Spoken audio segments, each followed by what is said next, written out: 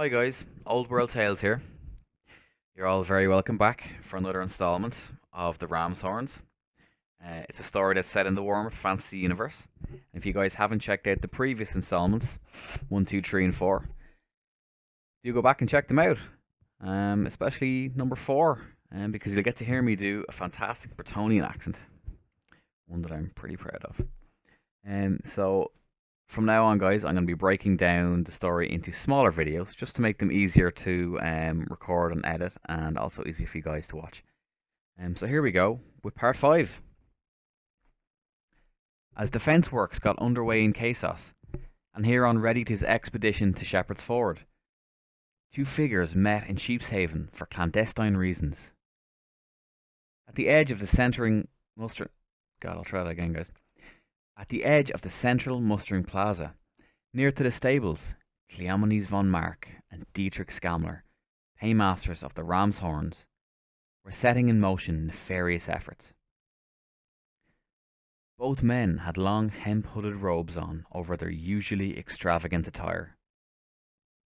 They knew full well that after dusk, the plaza and the mustering grounds were devoid of soldiers, who were all in their tents or the tavern. They stood in the shadows between two stable buildings. Von Mark had been laying out his plans, and Skamler listened attentively. He has been given every chance to change his direction, has he not, Dietrich? Am I being unfair?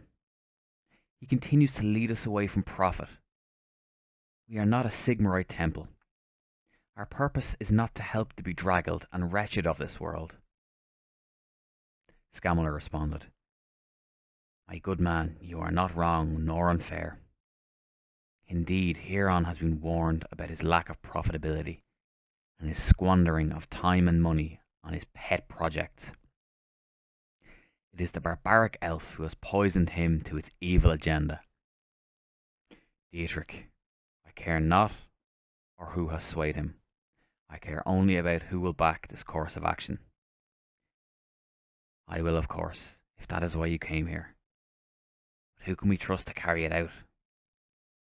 Von Mark smiled and leaned in closer to Skamler.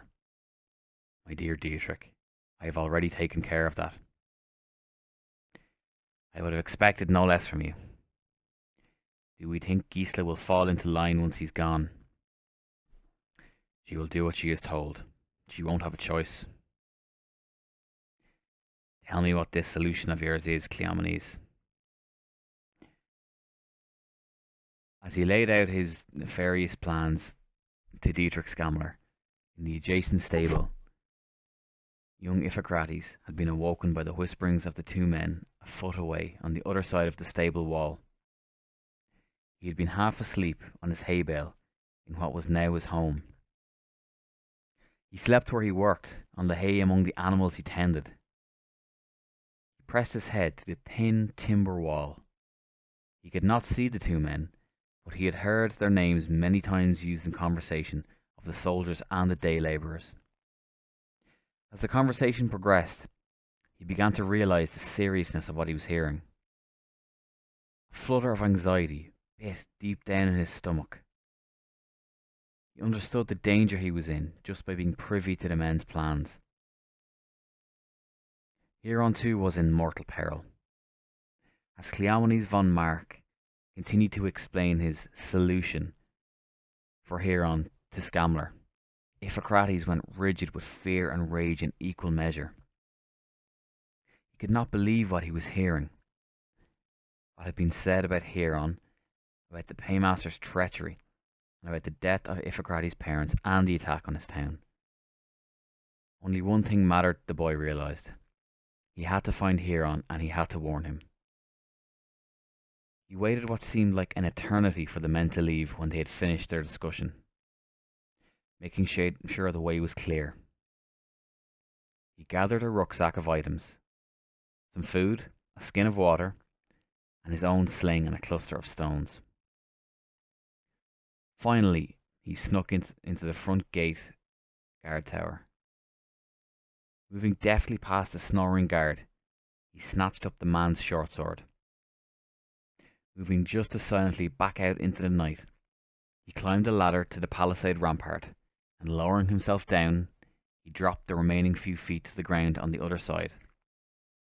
Iphicrates, 10 years old, and with a heavy burden weighing upon him, set off into the countryside towards his home.